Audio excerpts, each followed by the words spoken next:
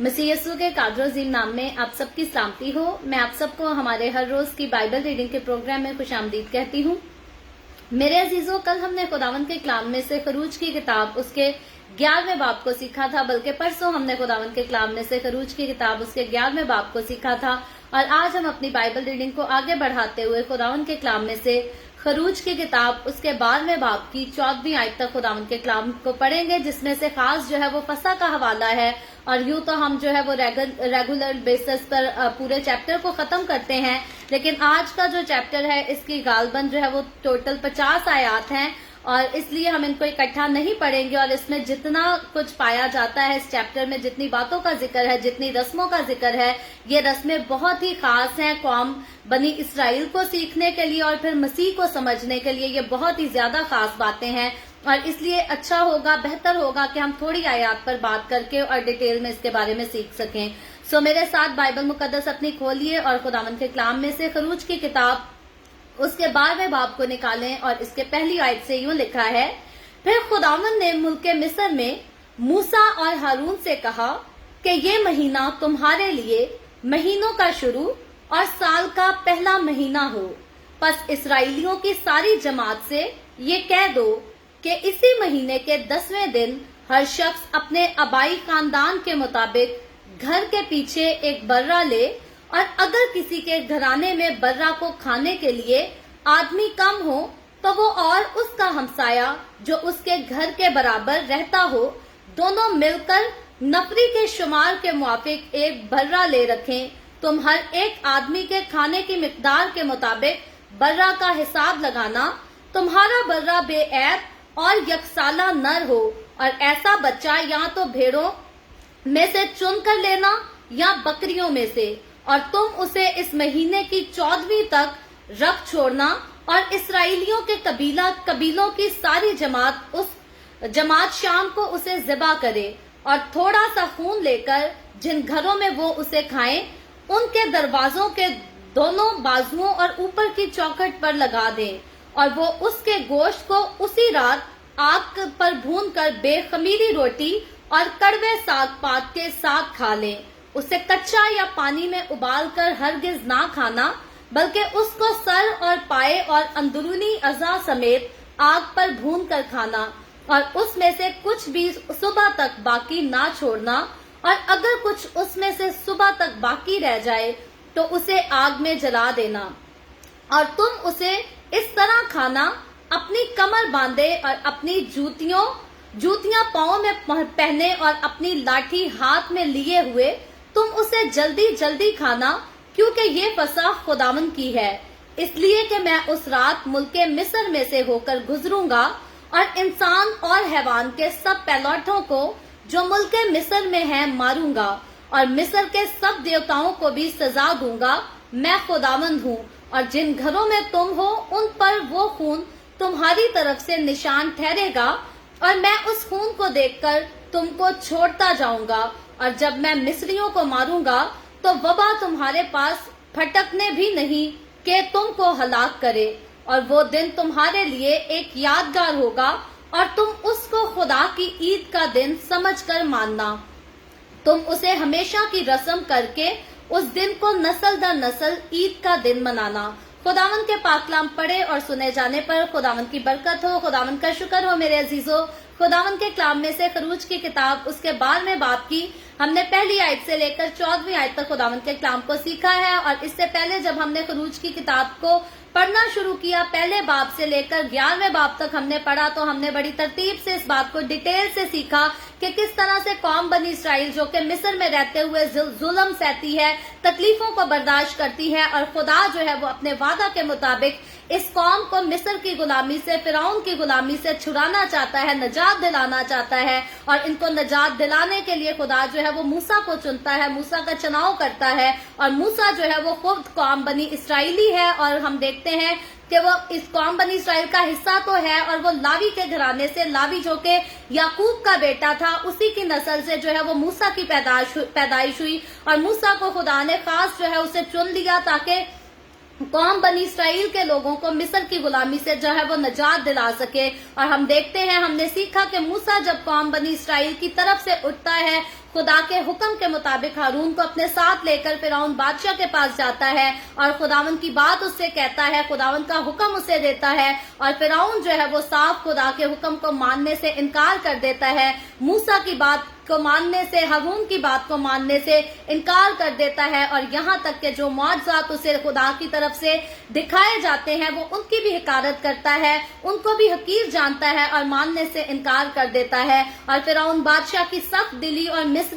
سبھی مصریوں کی تقریباً ہم سخت دلی یہاں پر غور کریں تو یہ قوم بنی اسرائیل پر اس قدر ظلم کیا کرتے تھے کہ ان کے دل میں ذرا بھی ترس نہیں آتا تھا، یہاں تک کہ قوم بنی اسرائیل کے چھوٹے چھوٹے معصوم بچوں کو پیدا ہوتے ہوئے جو ہے وہ مار دیا جاتا تھا، ان پر اس طرح کا ظلم کیا جاتا تھا، اور تب بھی نہ فرعون بادشاہ کو ترس آتا تھا اور نہ مصری لوگوں کو ترس آتا تھا، اور وہ اس ظلم میں جو ہے وہ برابر کے بادشاہ کے ساتھ شریک تھے، اور یہی وجہ ٹھہری کہ خدا جو ہے ان کے غرور کو، گھمنڈ کو توڑنے کے لیے خود نیچے اتر آتا ہے، خود اپنی قوم کے لیے لڑتا ہے، اور کیونکہ ان لوگوں کا پورا غرور تھا، گھمنڈ تھا، پورا یقین تھا کہ ہم ہی سارا کچھ ہے، آسمان کے خدا کو یہ نہیں مانتے تھے، آسمان کے خدا کو یہ نہیں جانتے تھے۔ اور یاد رکھیں اس دنیا میں آنے والے جتنے لوگ جنہوں نے جب اس بات پر فخر کیا، اس بات پر سوچا اور یقین کر لیا کہ شاید ہم ہی سارا کچھ ہیں، آسمان کا خدا، اس دنیا کو بنانے والا خدا جو ہے وہ کوئی چیز نہیں، تو ہمیشہ خدا جو ہے وہ آسمان پر سے اتر آیا اور اس نے اپنے حقیقی چہرے کو جو ہے ان لوگوں کو دکھایا، اپنی قدرت کو، اپنے جلالی کاموں کو دکھایا۔ اور جب خدا نے عظیم کام کیے، اگر ہم پوری دنیا کی تاریخ کو کھول کر دیکھ لیں، نکال کر دیکھ لیں، تو تاریخ میں کوئی بھی ایسا واقعہ نہیں جہاں پر خدا کو کوئی ہرانے میں جو ہے وہ کامیاب ہو سکا ہو۔ جب خدا نے اپنی قدرت کا زور بازو دکھایا تو خدا کا مقابلہ جو ہے وہ کوئی نہیں کر سکا، نہ نوح کے زمانے میں کوئی کر سکا، نہ آدم کے زمانے میں، نہ بابل کا برج جب بنایا گیا تب کوئی خدا کا مقابلہ کر سکا، اور نہ صدوم اور عمورہ کے واقعے میں کوئی خدا کا مقابلہ کر سکا۔ اور جب فرعون کی بات آئی تو فرعون جو ہے وہ بڑا اختیار والا، بڑی جانی مانی ہستی تھی، جس کا حکم چلتا تھا، جس کے حکم سے ملک مصر جو ہے وہ چلتا تھا، وہاں کے طریقہ کار، وہاں کے کاروبار، وہاں کے رسم و رواج، سارا کچھ جو تھا وہ فرعون بادشاہ کے حکم پر چلتا تھا۔ لیکن جب خدا اتر آیا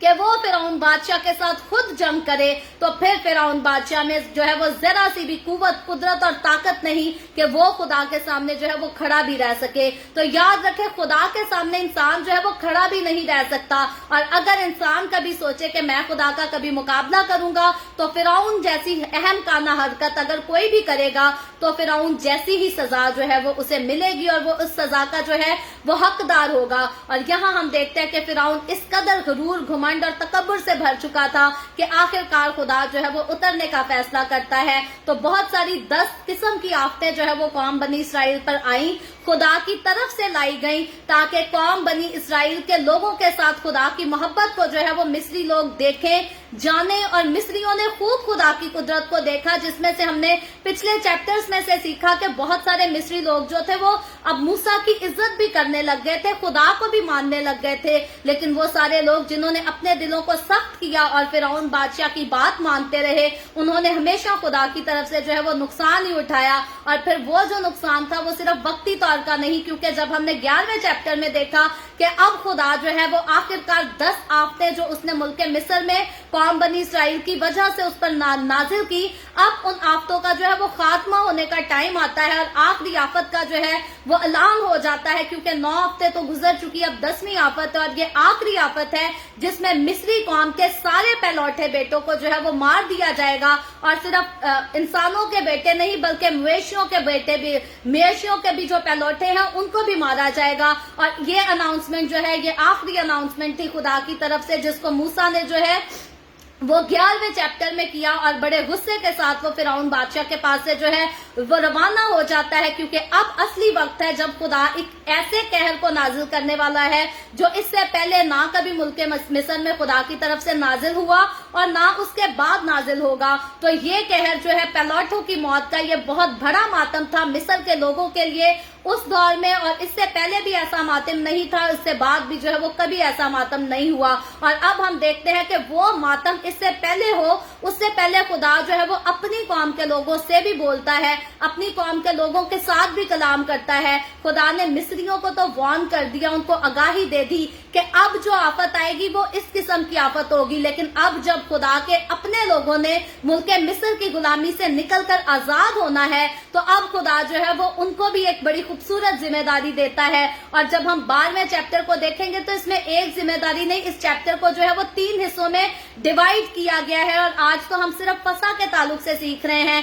कल हम बेखमीरी जो है वो रोटी की ईद के ताल्लुक से भी सीखेंगे, और परसों जो है वो आगे बढ़कर हम देखेंगे कि किस तरह से जो है वो पैलौठों को आखिरकार कत्ल किया जाता है, मारे जाते हैं, और फिर मुल्क मिस्र में जो है वो बड़ा मातम होता है, बड़ा रोना धोना होता है। तो यहाँ हम आज के 12वें चैप्टर की पहली आयत से लेकर 14वीं आयत तक जब हम पढ़ते हैं तो यहाँ खुदा जो है वो अपनी कौम बनी इसराइल के लोगों को जो है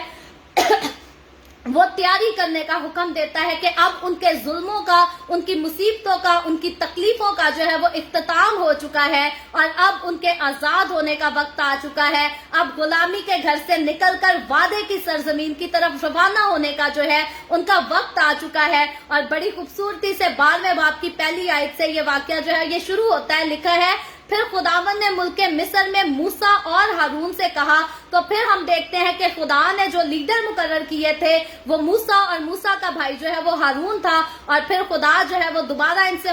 फिर से जो है वो बात करता है, हम कलाम होता है और उनको कहता है दूसरी आयत में, ये महीना तुम्हारे लिए महीनों का शुरू और साल का पहला महीना हो। तो यहाँ हम देखते हैं कि जो कैलेंडर उस वक्त मुल्क मिस्र में जो है वो फॉलो किया जाता था, या दुनिया की तारीख की बात कर ले, जो कैलेंडर उस वक्त फॉलो किया जाता था जिसके हिसाब से दुनिया का निजाम चलता था, उस कैलेंडर में क्या होता था कि पहला महीना जो था वो सितंबर के मंथ से पहला महीना शुरू होता था, यानी कि साल का आगाज जो है वो सितंबर के मंथ से हुआ करता था। लेकिन अब जब खुदावन फिर से जो है वो नए साल का हुक्म देता है, फिर से एक नए कैलेंडर का हुक्म देता है, तो फिर से जो नया कैलेंडर जिसकी तरतीब दी जाती है वो गालबन तकरीबन जो है वो मार्च के महीने से फिर से नए साल को जो है वो शुरू करने का खुदा ऐलान करता है, क्योंकि लिखा है ये महीना तुम्हारे लिए महीनों का शुरू और साल का पहला महीना हो, जो कि मार्च के महीने के लिए लिखा है। और फिर तीसरी आयत में लिखा है, पस इसराइलियों की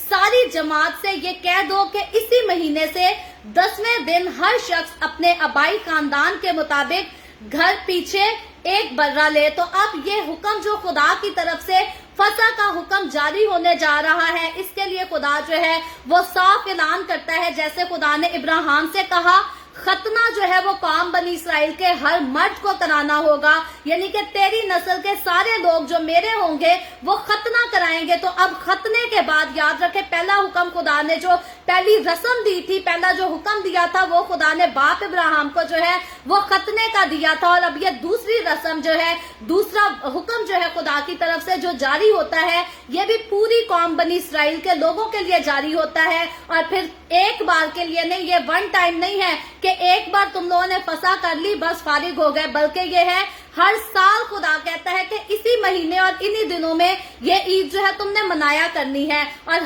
हर कौम बनी इसराइल के साथ ताल्लुक रखने वाले सारे घरानों को ये काम करना जो है वो जरूरी होगा। तो यहाँ लिखा है कि इसराइलियों की सारी जमायत यानी कि तमाम लोग जो हैं उन सब से कह दो कि इसी महीने के 10वें दिन हर शख्स अपने आबाई खानदान के मुताबिक घर पीछे एक बर्रा ले। तो एक बर्रे को लेने का खुदा जो है वो हुक्म देता है। और चौथी आयत में लिखा है, और अगर किसी शख्स के घराने में बर्रा को खाने के लिए आदमी कम हो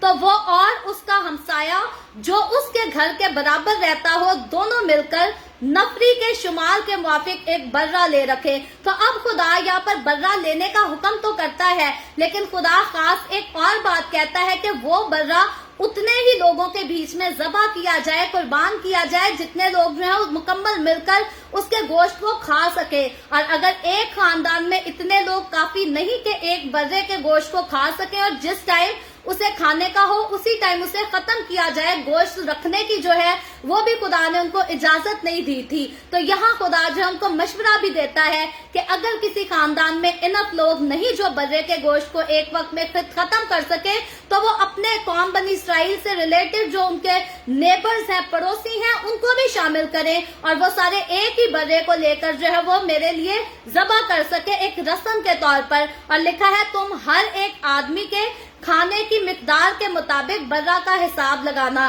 تو یہاں جو ہے یہاں تقریباً خدا جو ہے وہ کہتا ہے کہ ذبح کرنے سے پہلے حساب لگا لینا کہ کتنے لوگ اسے کھا سکتے ہیں. کئی بار مہمانوں سے یا کسی سے پوچھ لیا جائے کہ جی آپ کتنی روٹی کھانا پسند کریں گے تو لوگ سمجھتے ہیں شاید برکت ہی چلی جائے گی, روٹی کا حساب لے لیا جائے گا. تو یہاں جو ہے خدا کا خاص مقصد اس حکم کا تھا کہ برے کا ذرا سا بھی حصہ جو ہے اسے ویسٹ نہ کیا جائے, اسے رکھا نہ جائے, بچایا نہ جائے, بلکہ جتنا انسان کھا سکتا ہے اتنا ہی اس کے لیے جو ہے وہ اس کا انتظام کیا جائے. اور میرے خیال میں نارملی اگر کسی سے آپ پوچھ لیتے ہیں کہ آپ کتنی روٹی کھائیں گے تو یہ کوئی برا سوال نہیں. کئی بار لوگ جو ہے وہ بہت ہی زیادہ تنگ ذہنیت کے ہو جاتے ہیں, ایسے سوالوں کو سننا پسند نہیں کرتے. لیکن میرے خیال میں انسان کو اتنے کھلے دماغ کا ضرور ہونا چاہیے کہ اگر اس سے کسی نے پوچھ لیا کہ آپ کتنی روٹی کھائیں گے تو اس میں برا ماننے والی جو ہے وہ کوئی بات نہیں, بلکہ اس کے پیچھے ایک وجہ ہے کہ کھانا ضائع نہ ہو. ایسا نہ ہو کہ انسان 10 روٹیاں پکا دے اور 5 کھائی جائیں اور 5 بعد میں جو ہے وہ بھوسی ٹکڑوں میں جانی پڑے.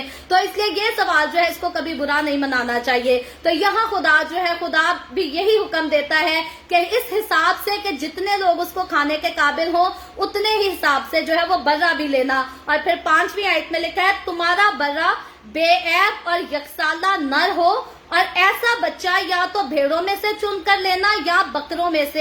میں سے.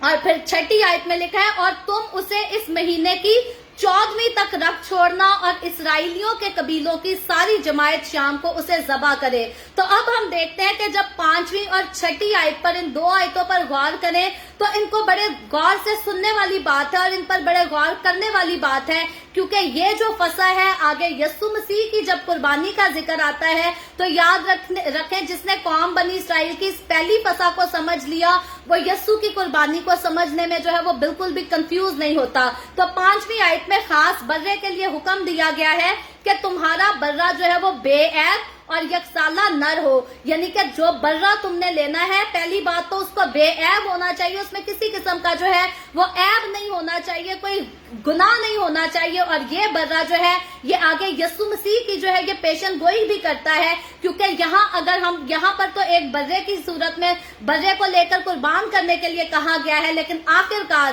یہ جب انسان کی نجات کا پورا نجات کا انتظام ہوا تو وہ خدا کا بے عیب برہ جو ہے وہ اس کے لیے اترا. اور یسوع مسیح کو مکاشفہ کی کتاب میں دیکھے تو سب سے زیادہ جو ہے اس کو خدا کا برہ کہہ کر ہی پکارا گیا ہے. اور بائبل مقدس میں بہت سارے ایسے حوالے ہیں جہاں پر یسوع مسیح کو جو ہے وہ خدا کا بے عیب برہ کہا گیا ہے. اور یہاں جب قوم بنی اسرائیل نے غلامی سے نکلنا تھا تو ان کو بھی بے عیب برہ کے لیے جو ہے وہ حکم کیا گیا کہ بے عیب برہ کو جو ہے وہ الگ کر دینا ہے, اور یکسالہ نر یعنی کہ جوان عمر کا برہ ہونا چاہیے. اور یسوع مسیح کی زندگی پر ہم جب غور کرتے ہیں, جب یسوع مسیح نے میرے اور آپ کے گناہوں کی نجات کے لیے اپنا کفارہ ادا کیا صلیب پر, تو یسوع مسیح نے جو ہے وہ اپنی جوانی کی عمر میں کیا. یسوع نے بچپن کی عمر میں کفارہ نہیں دیا, کیونکہ اگر یسوع مسیح کا ایک بچے کی صورت میں مرنے سے مجھے اور آپ کو نجات مل سکتی تو پھر جب ہیرودیس 2 سال کے بچوں کو مروا دینا چاہتا تھا شاید تب ہی یسوع مسیح کی موت واقع ہو جاتی.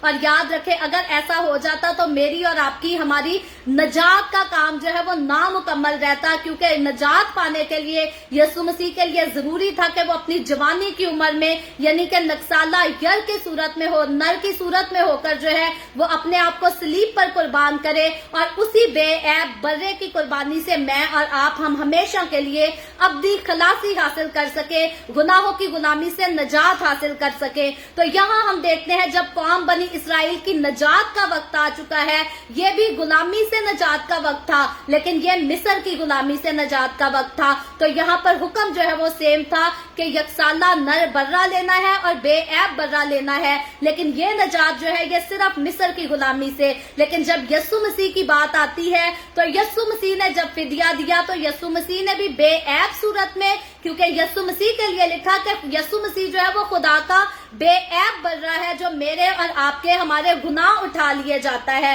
تو یہ جو برہ تھا یہ تو ایک رسم کی طور پر تھا, اور یہ وہی رسم تھی جو آگے جا کر یسوع مسیح نے خود جو ہے وہ انسان کا روپ لے کر میرے اور آپ کے ہمارے گناہوں کی غلامی میں سے نکلنے کے لیے آزاد جو ہے ادا کرنی تھی. تو یہاں دو رسمیں ہیں, دو برے ہیں. ایک برہ جو ہے وہ قوم بنی اسرائیل کے لیے جو ہے وہ ضروری ٹھہرایا گیا ہے جب وہ مصر کی غلامی سے نکلیں گے, اور یسوع مسیح جو خدا کا بے عیب برہ جو ہے وہ تب کے لیے ٹھہرایا گیا ہے جو پوری نسل انسانی کو گناہوں کی غلامی سے جو ہے وہ نجات دے گا, آزاد کرائے گا, چھٹکارا دے گا. تو اسی لیے اس کے لیے بے عیب اور یکسالہ نر ہونا جو ہے وہ ضروری لکھا گیا ہے. اور پھر لکھا گیا ہے 6 آیت میں کہ تم اسے اس مہینے کی 14ویں تک رکھ چھوڑنا, یعنی کہ الگ کر چھوڑنا, اور اسرائیلیوں کے قبیلے کی ساری جماعت شام کو اسے ذبح کرے. تو اب یہاں ہم دیکھتے ہیں کہ یہاں پر اگر تاریخ کا مطالعہ کرے تو یہ 4 دن پہلے, ذبح کرنے سے 4 دن پہلے جو ہے اس برہ کو الگ کر لینا جو ہے وہ ضروری ہوتا تھا. اور میں اور آپ جب نیو ٹیسٹمنٹ میں جا کر یسوع مسیح کے بارے میں پڑھتے ہیں تو یسوع مسیح بھی جو ہے وہ اپنے پکڑوائے جانے سے 4 دن, ٹھیک 4 دن پہلے جو ہے وہ یروشلم میں داخل ہوتا ہے. اور وہ اسی لیے داخل ہوتا ہے, اس برے کو 4 دن پہلے الگ کیا جائے گا تو ذبح ہونے کے لیے, قربانی کے لیے جو ہے وہ الگ کیا جائے گا. اور جب میں اور آپ یسوع مسیح کے یروشلم میں داخل ہونے کے واقعے کو نیو ٹیسٹمنٹ میں جا کر پڑھتے ہیں تو وہ واقعہ جو ہے وہ اسی لیے یسوع مسیح 4 دن پہلے جو ہے وہ یروشلم میں داخل ہو جاتا ہے, اور اس کی آنکھوں سے جو ہے وہ آنسو بھی گرتے ہیں, اور یسوع مسیح کے منہ سے الفاظ بھی جو ہے وہ قیمتی نکلتے ہیں, کیونکہ یسوع کو پتا ہوتا ہے کہ اب 4 دن ٹھیک رہ گئے ہیں جب اسی قوم کے لوگ یہاں پر مجھے پکڑیں گے. اور اسی طرح سے جیسے مصر کی غلامی سے آزاد ہوتے ہوئے قوم بنی اسرائیل کے لوگوں نے برہ ذبح کیا تھا, اب ٹھیک 4 دن کے بعد جو ہے وہ مجھے بھی ذبح کرنے کے لیے لوگ جو ہے وہ پکڑ کر لے جائیں گے. اور یہاں لکھا ہے اسرائیلیوں کے قبیلے کی ساری جماعت شام کو اسے ذبح کرے. تو یہاں ہم دیکھتے ہیں کہ جب اس برے کے ذبح کرنے کی بات تھی تو ساری جماعت کو مل کر حکم دیا گیا تھا کہ اس برے کو جو ہے وہ ذبح کرنا ہے. اور جب میرے اور آپ کے ہمارے خداوند یسوع مسیح کی صلیب پر مصلوب ہونے کا واقعہ آیا, جب اس کے ذبح ہونے کا وقت آیا تو یسوع مسیح کو جو ہے وہ بھی بہت سارے لوگ مل کر اس کو قربان کرتے ہیں, صلیب پر چڑھاتے ہیں. اور پھر میں کہتی ہوں یہ رسم جو ہے یہ قوم بنی اسرائیل کے مصر سے چھٹکارے کی رسم ہے, لیکن جب یسوع مسیح کی قربانی ہوئی, جب سارے لوگوں نے مل کر یسوع مسیح کو صلیب پر چڑھا دیا تو وہ میرے اور آپ کے ہمارے گناہوں سے چھٹکارے کی رسم ہے, جس کو یسوع مسیح نے بڑی خوبصورتی سے اور بڑے اچھے دل سے ادا کیا. اور 7ویں آیت میں لکھا ہے اور تھوڑا سا خون لے کر جن گھروں میں وہ اسے کھائیں ان کے دروازوں کے دونوں بازوؤں اور اوپر کی چوکھٹ پر لگا دیں. تو اب ہم دیکھتے ہیں کہ برے کو ذبح کرنے کی بات تو ہوئی, لیکن خون کی جو ہے وہ خاص خدا نے ذبح کرنے کا تو حکم دیا کہ برے کو ذبح کرنا ہے, لیکن خون کے لیے کہا ہے تھوڑا سا خون لے کر جن گھروں میں وہ اسے کھائیں, یعنی کہ جن گھروں میں اس برے کو کھایا جائے گا ان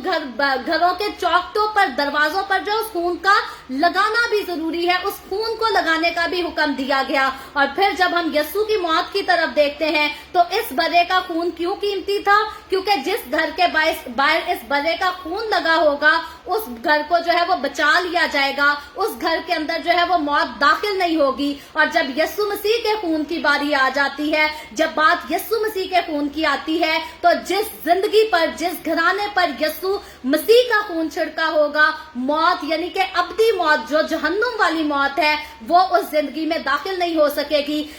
قوم بنی اسرائیل کے لوگ جنہوں نے اپنے گھروں پر یسوع اس برے کے خون کو لے لیا, ان کے گھر جو ہے وہ موت کا فرشتہ داخل نہیں ہوا, ان کے گھر میں موت نہیں آئی. اور آج کی نسل انسانی کے لیے یہ سیکھنے والی بات ہے کہ اسی طرح سے مگر یسوع کے خون کو میں اور آپ ہم اپنے اوپر لے آئیں گے تو ہم بھی جو ہے وہ موت میں, یعنی کہ ابدی موت جو کہ جہنم کی موت ہے, ہم اس میں جانے سے جو ہے وہ بچ جائیں گے. تو بائبل مقدس جو ہے, میں پہلے کہتی ہوں پیدائش کی کتاب سے لے کر مکاشفہ کی کتاب تک ایک ہی شخصیت کو خاص بتاتی ہے, اور وہ شخصیت جو ہے وہ میرا اور آپ کا ہمارا خداوند یسوع مسیح ہے.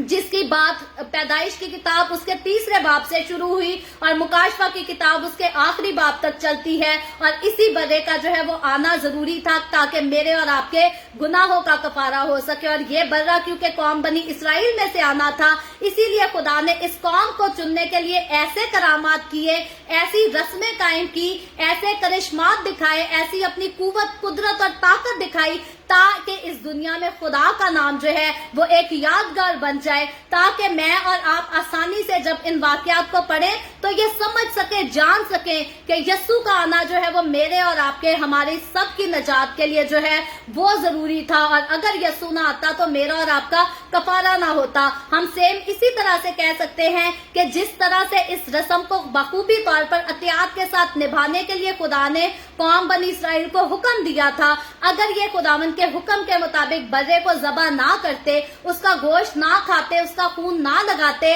तो इनके घरों में भी जो है वो मौत आ जाती। ये भी मिस्र की गुलामी से निकलकर आजाद ना हो सकते, वादे की सरजमीन में पहुंच ना सकते। तो सेम इसी तरह से है, मैं और आप और तमाम नस्ल इंसानी के लोग अगर यस्सु को कबूल नहीं करेंगे, अगर बर्रे पर यकीन नहीं रखेंगे, बर्रे के खून को अपने ऊपर नहीं लेंगे, तो याद रखें मौत का मजा यानी कि अब्दी मौत का मजा ये जरूर चखेंगे। और अगर हम अब्दी मौत का मजा नहीं चखना चाहते तो फिर जरूरी है कि मैं और आप अपने यस्सु मसीह पर यानी कि खुदा के बेऐब बर्रे पर यकीन रखें और उसके खून में हमेशा छुपे रहें, क्योंकि वही जो है वो हमें तमाम गुनाहों से पाक भी करता है, साफ भी करता है। और पाक वही कर सकता है जो खुद पाक हो, जिसने अपनी जिंदगी में नाकामी के काम किए हो या नापाकी के काम किए हो, ना तो वो हमें कामयाब कर सकता है, ना वो हमें पाक कर सकता है। तो यहाँ खुदा जो है वो खास खून को भी जो है वो शामिल करता है और हुक्म देता है कि बचत इसी सूरत में होगी अगर तुम्हारे घर की चौखटों पर, दरवाजों पर जो है वो बर्रे का खून लगा होगा। और 8वीं आयत में आगे लिखा है, और वो उसके गोश्त को उसी रात आग से भूनकर बेखमीरी और कड़वे साग पात के साथ खा लें। तो यहाँ जो है अब खुदा कुर्बानी के बाद यानी कि बर्रे को ज़बह करने की बात तो करता है, उसके बाद खुदा जो है वो ये भी बयान करता है कि उसको कुर्बान करके करना क्या है। तो खुदा कहता है कि उसके गोश्त को उसी रात जो है वो आग पर भूनकर खाना है। इसके अलावा और जो है खुदा ने कोई रेसिपी नहीं बताई कि इस पे चिकन टिक्के का मसाला वगैरह लगाकर कोई बारबेक्यू करके खाना है। बड़ी सिंपली सादगी के साथ खुदा ने जो है इस कुर्बानी को करने के लिए कहा और आग पर इसको भूनकर खाने को कहा। और फिर साथ एक और हुक्म जारी होता है कि उसे बेखमीरी रोटी के साथ और कड़वे साग पात के साथ खाना है। तो बेखमीरी रोटी क्यों खुदा ने उनको जो है ये सिर्फ एक दिन के लिए नहीं बल्कि मजीद 7 दिन जो है वो रेगुलर कौम बनी इसराइल के लोगों को मुल्क मिस्र में रहकर जो है वो बेखमीरी रोटी खानी पड़ी और खुदा के हुक्म से उनको खानी पड़ी, क्योंकि खुदा यहाँ पर इन लोगों को जो है वो प्रिपेयर करना चाह रहा था। मैं बड़ी माजरत के साथ कहती हूँ अगर कोई बात आपको समझ ना आए, कंफ्यूज ना हो, क्योंकि कलाम को हम सादगी के साथ सीख रहे हैं। आज का जो हवाला है बहुत सारे बाइबल मुकद्दस के स्कॉलर्स हैं और अपने डिफरेंट ख्यालात पेश करते हैं, लेकिन हमने इस बात को जो है वो सीखा है, जाना है कि सादगी से खुदावंद के कलाम को जो है वो सीखना जरूरी है। तो बहुत सारे स्कॉलर्स के ख्यालात को मैं यहाँ पर पेश नहीं करूंगी। यहाँ पर सिंपली डेफिनेशन, सबसे सादा डेफिनेशन यही है कि खुदा ने जो है इन लोगों को प्रिपेयर करना था, क्योंकि मिस्र में ये जो कुछ खाते पीते थे अब जो है आगे मजीद चलकर इनको खाने को वो सब नहीं मिलेगा। और यही वजह है कि अब ये आगे चलकर भी इन्हें बेखमीरी रोटी खानी पड़ेगी। और यहाँ पर खुदा इनको इससे पहले कि ये मुल्क मिस्र को छोड़ दे, खुदा पहले ही इनकी तैयारी कराता है, इनको प्रिपेयर करता है ताकि ये पहले से ही जो है ये बेखमीरी रोटी को खाना शुरू कर दे। और उसके बाद साग, इसके लिए हुक्म क्या होता है कि कड़वे साग पात के साथ खा ले। तो गोश्त तो चलो खाने में अच्छा है, और जो लोग हर रोज खमीरी रोटी खाते थे उनके लिए जो है वो बेखमीरी रोटी खाना एकदम से जो है वो हकीकी तौर पर थोड़ी मुश्किल उनको जो है वो मालूम हुई होगी। और साथ ही खुदा हुक्म यह देता है कि कड़वे जो है वो साग पात के साथ खाना है। और कई बार जो है वो लोगों को आज के दौर में भी देखे तो कड़वा या कसैला साग पात खाना जो है वो पसंद नहीं होता, लेकिन यहाँ पर इनको खुदा खास जो है वो हुक्म देता है। और ये इस बात की याद दहानी थी कि मुल्क मिस्र में रहते हुए किस तरह किस कदर इन्होंने जो है वो कड़वाहट की जिंदगी, तल्ख मिजाजी की जिंदगी को जो है वो बर्दाश्त किया है, किस कदर जो है वो जुल्म सितम को, मुसीबतों को जो है बर्दाश्त किया है। और इन सारी चीजों को खुदा याद दहानी के लिए तौर पर और अगले सफर पर रवाना होने के लिए उनकी प्रिपरेशन के तौर पर खुदा जो है इनको इन सारे कामों का जो है वो हुक्म देता है। और आगे 9वीं आयत में लिखा है, उसे कच्चा या पानी में उबालकर हरगिज ना खाना। तो अब खुदा जो है, पहले खुदा ने कहा कि आग पर भूनकर खाना है, और फिर खुदा ने जो है वो और हुक्म जारी किया कि ना तो इसे कच्चा खाना है, ना पानी में उबाल कर खाना है, बल्कि फिर खुदा आगे और खुलकर डिटेल में बयान करता है और कहता है बल्कि उसको सर और पाए और अंदरूनी अज़ा समेत आग पर भून कर खाना। तो यहाँ मतलब कि उसको काटना नहीं, उसको उसकी हड्डियां अलग अलग मत कर देना, ना तो उसके सर को अलग करना, ना उसके पाए अलग करना, बल्कि मुकम्मल तौर पर पूरे बर्रे को जो है वो आग पर भून कर उसके अंदरूनी हिस्सों समेत खुदा कहता है इसको आग पर भून कर खाना। और याद रखें ये बात आगे यीशु मसीह की सलीबी मौत की जो है फिर से अक्कासी करती है, क्योंकि यीशु मसीह के लिए जब इस बात को पुराने एहदनामे में जब इस बर्रे की कुर्बानी की बात आती है तो यहाँ खास तौर पर बयान किया गया था कि बर्रे की जो है वो कोई भी हड्डी तोड़ी ना जाए। और आगे यीशु मसीह की सलीबी मौत पर जब हम गौर करते हैं तो यीशु मसीह की जो है वो भी कोई जो है वो हड्डी नहीं तोड़ी जाती। यीशु को कोड़े तो मारे जाते हैं, नेजा भी मारा जाता है, सर पर कांटों का ताज भी रखा जाता है, लेकिन यीशु मसीह की कोई हड्डी नहीं तोड़ी जाती। और यहाँ साफ बात है कि इब्ने आदम के जिस्म को जो है वो कोई नुकसान नहीं पहुंचा सकता। और ईस्टर के दिनों में, बल्कि गुड फ्राइडे के दिन में हमने ये लास्ट गुड फ्राइडे पर सीखा था इस बात को कि यीशु को मारा बहुत लोगों ने, सताया बहुत, लेकिन यीशु की रूह को जिस्म से जुदा करने का काम जो है वो इंसान के पास उसका इख्तियार नहीं था। यीशु मसीह ने बहुत मार खाई, सलीब पर लेटकर यीशु मसीह ने अपने हाथों में कील भी ठुकवाए, पैरों में भी कील ठुकवाए, लेकिन उसके बावजूद रूह जो है वो जिस्म से जुदा नहीं हुई जब तक यीशु मसीह ने अपने मुंह से ना कह दिया कि ए बाप मैं अपनी रूह तेरे हाथों में सौंपता हूँ। तो यीशु को जिंदगी देने का इख्तियार किसी इंसान के पास नहीं था, और यीशु मसीह की जिंदगी लेने का इख्तियार जो है वो भी किसी इंसान के पास नहीं था। रही बात कोड़े खाने की, हाथों पैरों में कील ठुकवाने की, पसली में नेजा लगवाने की, सर पे कांटों का ताज रखने की, तो ये कुर्बानी मेरे और आपके हमारे यीशु ने पहले से ही इसको डिसाइड कर रखा था, ताकि ये जिस तरह से पुराने एहदनामे में खरूज की किताब इसके 12वें बाब में जिस बर्रे को ज़बह करने का हुक्म दिया गया है, सेम इसी तरह यीशु मसीह भी खूबसूरती से उस रस्म को अदा करे और मेरी और आपकी, हमारी गुनाहों से और मौत से अब्दी खुलासी जो है वो करा सके। और इसीलिए यहाँ पर इस बर्रे के लिए भी जो है वो खास हुक्म दिया जाता है, क्योंकि ये बर्रा जो है वो आगे यीशु मसीह की यानी कि खुदा के बेअब बर्रे की जो है ये एक मिसाल के तौर पर दिखाया जाता है। और 10वीं आयत को पढ़ें, आगे तो लिखा है और उसमें से कुछ भी सुबह तक बाकी ना छोड़ना, और अगर कुछ उसमें से सुबह तक बाकी रह जाए तो उसे आग में जला देना। तो अब यहाँ देखते हैं कि उस बर्रे को जो है वो सुबह तक बाकी ना छोड़ने का जो है वो हुक्म दिया जाता है। और उसको जो है पिछली आयतों में जब हमने पढ़ा तो ये भी देखा कि इसको जल्दी जल्दी खाने का जो है वो हुक्म दिया जाता है, और आगे चलकर भी इसका जिक्र होगा। तो याद रखें इस बर्रे का जो है वो जरा सा भी कुछ भी हिस्सा जो है खुदा बचाने का हुक्म नहीं देता। और जब यीशु की बात आती है तो ये सारी बातें जो है ये मेरे और आपके यीशु की जो है वो ये निशानदही कर रही थी। ये सारा वाकया जो है ये यीशु मसीह की सलीबी मौत तक लेकर जाता है हमें। और इसीलिए यहाँ पर जो है जब यीशु को अपनाने की बात आती है तो इस बर्रे को जब घर में लाने की बात हुई, तो इस बर्रे की कुर्बानी करने की बात हुई, तो इसको मुकम्मल तौर पर कंप्लीटली जो है इसको फिनिश करने का, खत्म करने का, पूरा नोश फरमाने का जो है वो हुक्म जारी हुआ। और यीशु मसीह मेरे और आपके, हमारे रूहानी जिस्म के लिए एक ऐसी खुराक है, रूह के लिए ऐसी खुराक है जिसको मुकम्मल तौर पर जो है हमें अपने अंदर लेने को जो है वो हुक्म दिया गया है। जिस तरह इस बर्रे के बारे में कहा गया था कि उसका कोई भी हिस्सा जो है वो नहीं छोड़ना, इसी तरह जब मैं और आप यीशु के कलाम को नोश फरमा जाते हैं तो हमारे लिए इस बात को लाजिम ठहराया गया है कि जब हमने यीशु को अपनी जिंदगी में ले लिया तो उसके मुंह की किसी बात को हमने बाहर नहीं निकालना। अधूरा नहीं छोड़ना, बल्कि जो कुछ यीशु ने कहा हमें मुकम्मल तौर पर जो है उस पर अमल करना है और अपनी जिंदगियों में उसको जो है वो अपना लेना है, आधी नहीं, थोड़ी नहीं। कई बार लोग कहते हैं जी हमने बपतिस्मा ले लिया, हम यीशु के पास आ गए, अब हम झगड़ा नहीं करते, लेकिन कभी कभार झूठ बोल लेते हैं। अभी हम शराब नहीं पीते, लेकिन कभी कभार सिगरेट पी लेते हैं। तो याद रखें, जब यीशु को अपनी जिंदगी में ले लेने की बात आ जाती है तो मुकम्मल तौर पर पुराने सारे कामों को जो है अपनी जिंदगी में से निकाल देने का हुक्म है। और जब यीशु आ गया तो मुकम्मल तौर पर यीशु को जो है यीशु के कलाम को नोश फरमाने की बात है। फिर हमने दो बातों को मानकर एक को रद्द नहीं करना, बल्कि 100% हमने खुदा को अपना लेना है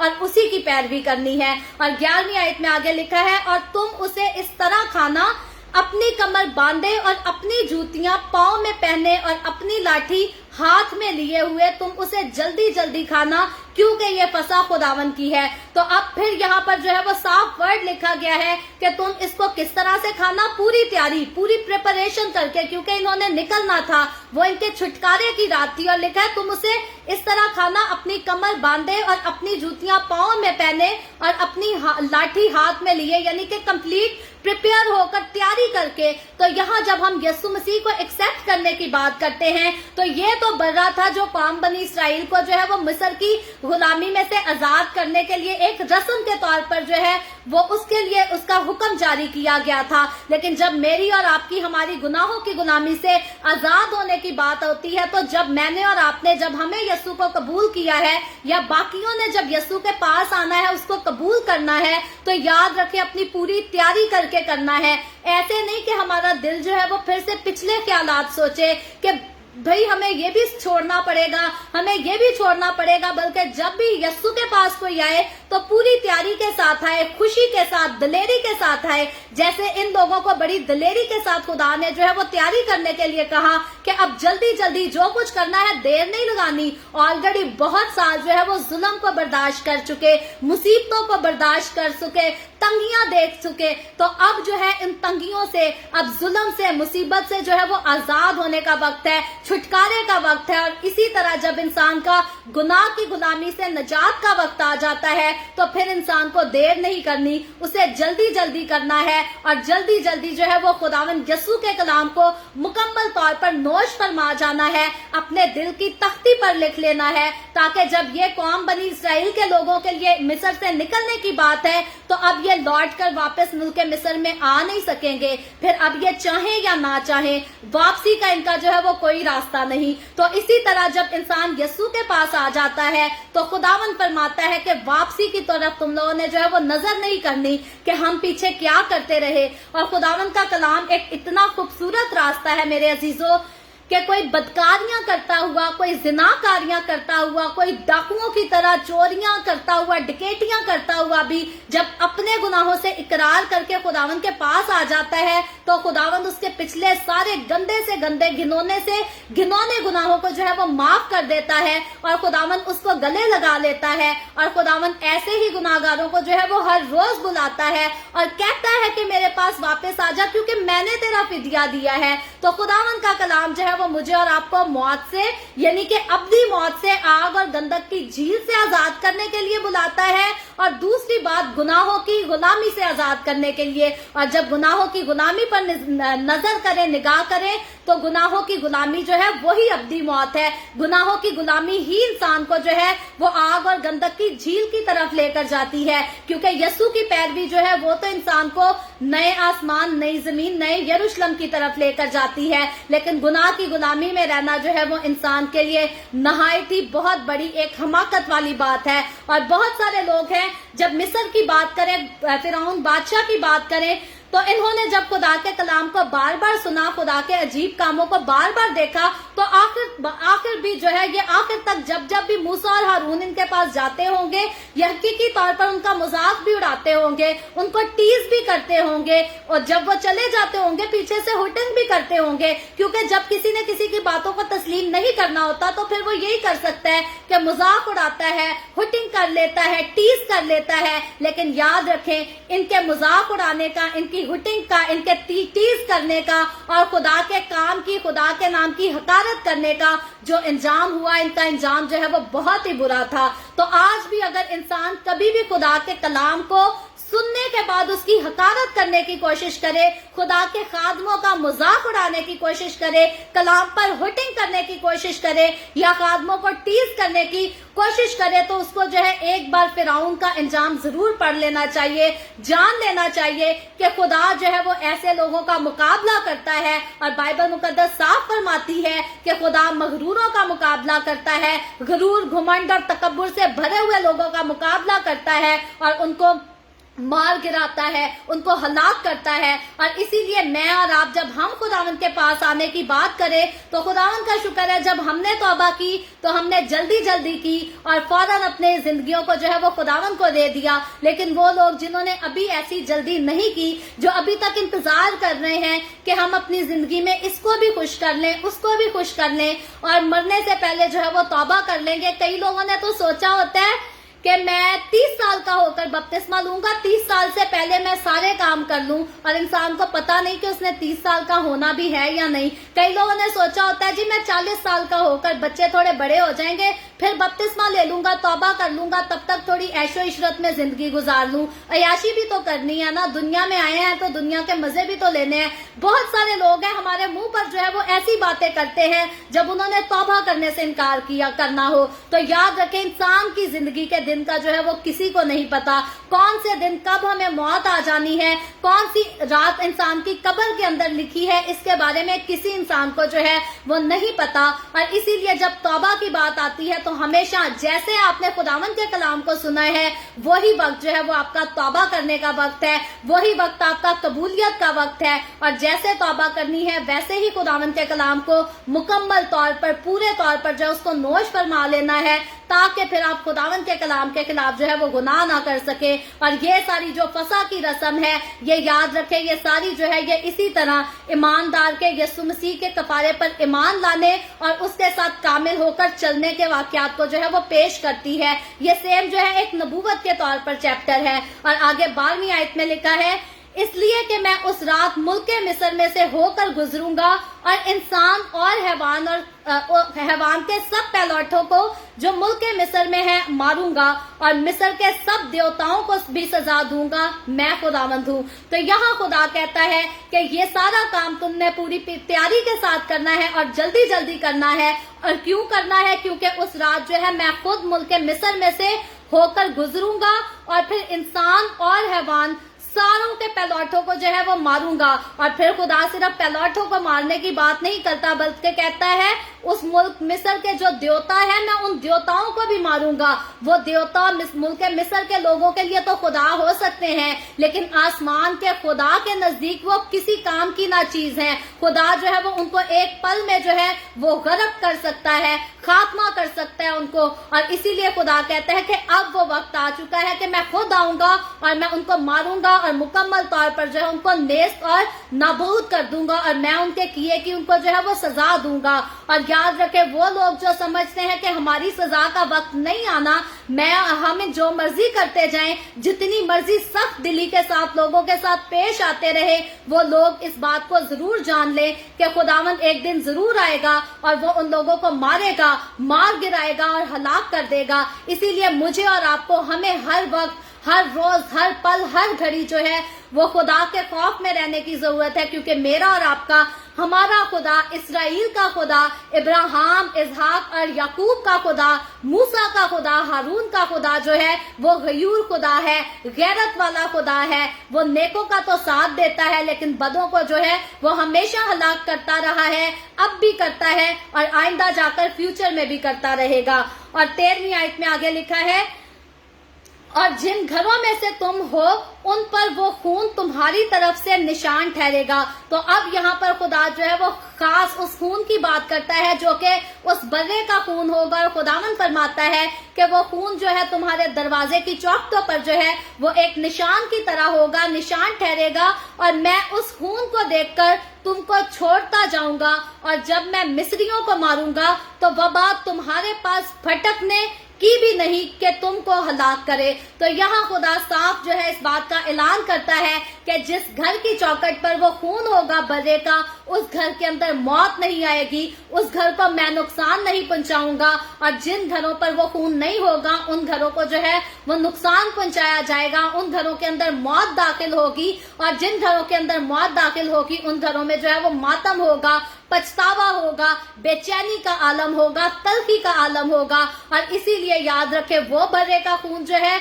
वो तो उस वक्त सिर्फ मिस्रियों की गुलामी से आजाद करने के लिए, कौम बनी इसराइल के लोगों को आजाद करने के लिए बहाया गया, लेकिन जब यस्सु का खून बहाया गया तो वो मुझे और आपको, दुनिया की तमाम नस्ल इंसानी के लोगों को, फिर वो किसी भी कौम से हो, किसी भी कबीले से हो, किसी भी मजहब से हो, हर एक को गुनाह की गुलामी से जो है वो आजाद करने के लिए मेरे और आपके, हमारे खुदावन यस्सु का खून बहाया गया। और ये एक बड़ा तफसीली टॉपिक है, अगर इसको हम एक एक वर्ड पर डिटेल से गौर करें तो ये टॉपिक जो है ये आज पूरी रात भी खत्म नहीं होने वाला। तो हम जो है वो उतनी डिटेल में तो नहीं जा रहे जितनी हमें जाना चाहिए था, लेकिन फिर भी खुदावन का शुक्र करते हैं कि मेरे और आपके लिए ये खुदावन की तरफ से एक गोल्डन अपॉर्चुनिटी है कि हम खुदावन के कलाम की उन खास बातों को जो है वो सीख रहे हैं जो अमूमन हर किसी को जो है वो पता नहीं होती। तो खुदावन का शुक्र है, खुदावन यस्सु के खून की बात आती है, और जब इस बर्रे से रिलेट कर उस बर्रे का खून के बारे में हम निगाह करते हैं, उस पर गौर करते हैं,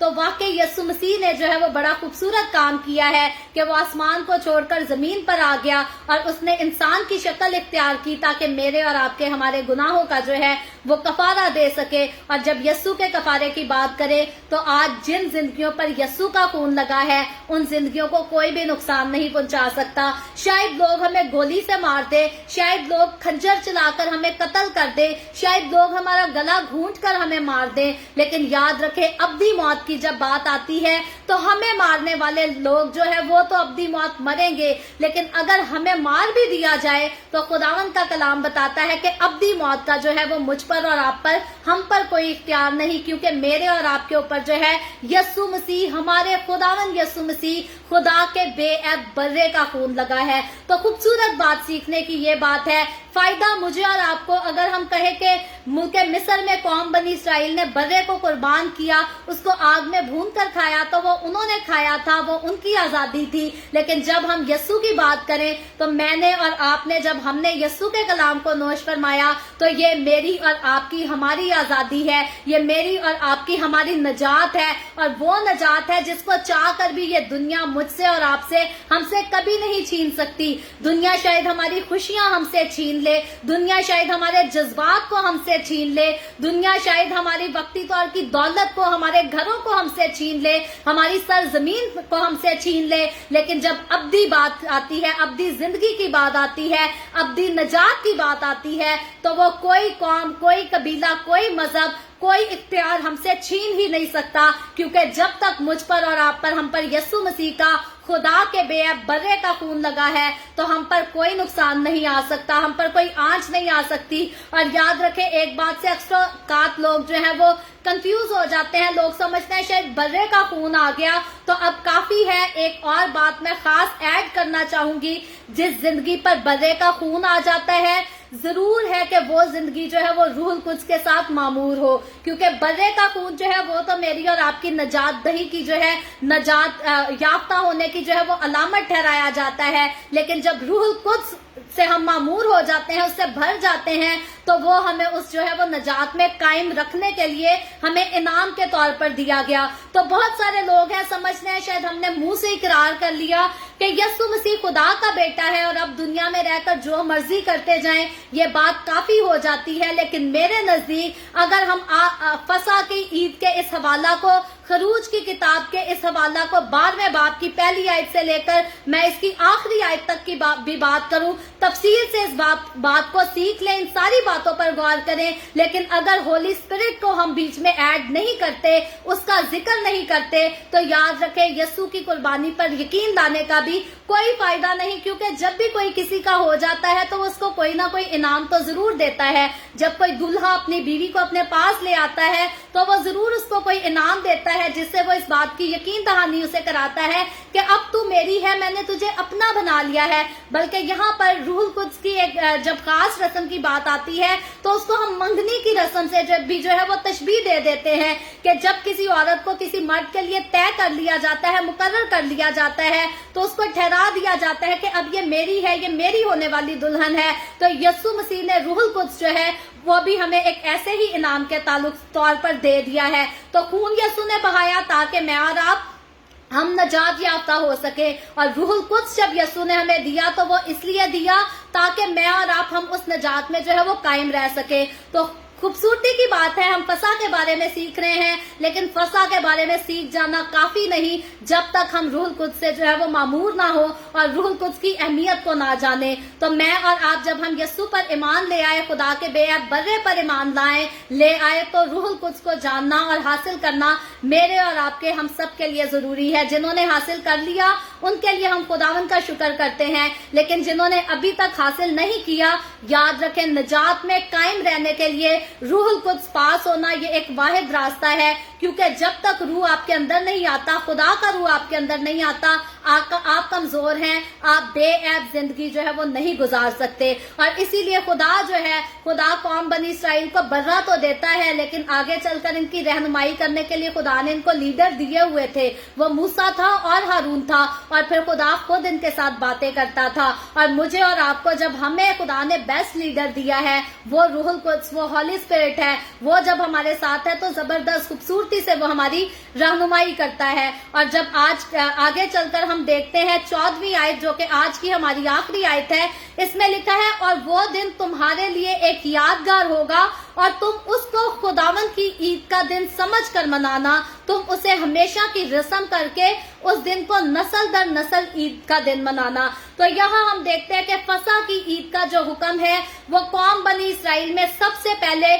कब जारी हुआ? खरूज की किताब उसके 12वें बाब की पहली आयत से लेकर 14वीं आयत में इस फसह का जो है वो खुदा ने हुक्म दिया। इससे पहले खुदा ने सिर्फ एक ही हुक्म दिया था, और वो हुक्म जो था वो खतने का हुक्म था। अब दूसरा हुक्म जो जारी होता है वो फसह का जारी होता है, और खतना जो है वो उसको भी खुदा ने लाजमी ठहराया था कि हर कोई करे और करता रहे। और फिर जब फसह की बात आती है तो फसह के लिए भी खुदा ने इसको लाजिम ठहराया था कि इस फसह को जो है वो तमाम कौम बनी इसराइल के लोगों के लिए लाजिम है कि वो हर साल जो है वो याद दहानी के तौर पर, ईद के तौर पर जो है वो उसको मनाया करे। तो इसीलिए हम देखते हैं कि फसह की जो ईद है ये कौम बनी इसराइल के लोगों के लिए, यहूदियों के लिए जो है ये बहुत ही अहम तरीन ईद इसको समझा जाता है। और जब मसीह में मैं और आप आ जाते हैं तो हमारे लिए जो है वो आखिरी फसह की ईद को फिर से बहुत ज्यादा जो है वो जरूरी समझा जाता है। जब इस फसह की बात हम करेंगे तो ये पहली फसह का इसको नाम दिया जाता है, और जब यीशु मसीह अपने शागिर्दों के साथ फसह करता है तो उसको फिर से जो है वो आगे चलकर आखिरी फसह का नाम दे दिया जाता है। तो पहली फसह और आखिरी फसह ये हम तमाम लोगों के लिए इसको सीखना, जानना और याद रखना जो है वो बहुत ज्यादा जरूरी है। आगे चलकर आज हमने सिर्फ 14 आयतों को देखा है, और याद रखें पूरी 51 वर्सेस हैं इस चैप्टर की, उनको मजीद आगे चलकर जो है वो हम जरूर सीखेंगे। और मैं खुदावंद का शुक्र करती हूँ, मैं खुद को बिल्कुल भी लायक नहीं समझती कि खुदावंद के कलाम की इतनी गहरी बातों को आपके साथ शेयर कर सकूं, लेकिन हकीकतन खुदा का रूह जो है वो इतना कुदरत से भरा है कि ये निकम्मों को उठाकर जो है ये खुदा के जलाल के लिए इस्तेमाल करता है। सो खुदा ने मुझे अपने कलाम की खिदमत के लिए आज इस खास टॉपिक के लिए इस्तेमाल किया। इसमें मैं खुदावंद का जो है वो बहुत बड़ा खूबसूरत फजल अपने ऊपर समझती हूँ, जिसमें खुदा ने आप सबको भी शरीक किया है। और खुदावंद यकीनन मुझे और आपको, हम सबको आज के कलाम के वसीला से बरकत दे, आमीन। अभी हम दुआ करेंगे, और इससे पहले मैं दुआ करूं मैं आप सबसे गुजारिश करूंगी कि आपके पास कोई भी प्रेयर रिक्वेस्ट है तो आप नीचे कमेंट में लिख सकते हैं। आए हम सब दुआ करेंगे। Hallelujah hallelujah. प्यार से भरे जिंदा आसमानी बाप, लश्करों के रब यहोवा यरी, मैं तेरे प्यारे बेटे अपने प्यारे खुदावन यीशु मसीह के नाम में तेरे कदमों में आती हूँ, तेरी शुक्रगुजारी करती हूँ आज के इस वक्त के लिए खुदावन जो तूने हमें बख्शा, ताकि हम तेरे पाक कलाम को पढ़कर सुनकर इससे बरकत हासिल कर सकें। खुदावन मेरे साथ जितने लोग ऑनलाइन आए हैं इन तमाम लोगों को छू, उनको बरकत दे, इनके घरानों को बरकत दे। खुदावन तो अपने लोगों के रोटी पानी में, कारोबार में, हर चीज में کثرت سے اپنی برکت کو انڈیل تاکہ تیرے لوگوں کی زندگیوں میں کبھی کسی چیز کی کوئی کمی نہ آنے پائے. تیرے لوگ شادمان رہیں اور تیرے کلام کو ہر روز سیکھتے ہوئے خداوند ہر روز اس کو جو ہے عمل میں لا سکیں. اسی طرح خداوند خدا جتنے لوگوں نے اس ویڈیو کے نیچے کمنٹس میں اپنی اپنی درخواستیں لکھی ہیں یا واٹس ایپ پہ ہمیں اپنی درخواستیں بھیجی ہیں، میں تیری بندی ہوتے ہوئے خداوند تیرے تمام لوگوں کی درخواستوں کو تیرے سامنے پیش کرتی ہوں. تجھ سے منت کرتی ہوں خداوند، درخواست کرتی ہوں اپنے لوگوں کے ساتھ ہو، برکت دے خداوند، ان کی تمام درخواستوں کو قبول کر خداوند، ان کے مثبت جواب دے اور تمام طرح کی بیماریوں، تکلیفوں، پریشانیوں سے اپنے لوگوں کو آزاد کر تاکہ تیرے لوگ آزاد ہو کر تیری شکر گزاری کریں، تیرے نام کی گواہی دے سکیں. میں تیرے تمام خادموں کو، مقدسین کو، پاکلیسیوں کو، پرستاروں کو تیری حضوری میں یاد کرتی ہوں. ہر ایک پر اپنا ہاتھ بڑھا، سب کو برکت دے، اپنی پناہ میں لے خداوند، اپنے جلال، اپنی گواہی کے لیے اور زیادہ کثرت سے استعمال کر. مجھ پر اپنا ہاتھ بڑھا، the way of heaven Facebook page پر ساری منسٹری پر اپنا ہاتھ بڑھا، اپنے جلال کے لیے، روحوں کی نجات کے لیے اور زیادہ کثرت سے استعمال کر. اسرائیل پر تیری برکت، تیری سلامتی ہو اور ہم سب پر بھی تیری برکت اور سلامتی ہمیشہ ہوتی رہے. مسیح یسوع کے نام میں یہ دعا مانگتی ہوں، آمین. خداوند کی سکھائی ہوئی دعا میں شریک ہوں گے. آئے ہمارے باپ تو جو آسمان پر ہے، تیرا نام پاک مانا جائے، تیری بادشاہی آئے، تیری مرضی جیسے آسمان پر پوری ہوتی ہے زمین پر بھی ہو. ہمارے روز کی روٹی آج ہمیں دے، جس طرح ہم اپنے قرض داروں کو معاف کرتے ہیں تو بھی ہمارے قرض ہمیں معاف کر. ہمیں آزمائش میں نہ پڑنے دے بلکہ برائی سے بچا، کیونکہ بادشاہی، قدرت اور جلال ہمیشہ تیرے ہی ہیں، آمین. آمین. خداوند آپ سب کو بہت برکت دے. میرے ساتھ ہر روز آن لائن آ کر خداوند کے کلام کو سننے کے لیے آپ سب کا بہت زیادہ شکریہ. اس کلام کو جگہ جگہ شیئر کرتے رہیں تاکہ ہم سب کے وسیلہ سے انجیل کی منادی کثرت سے ہو سکے، آمین.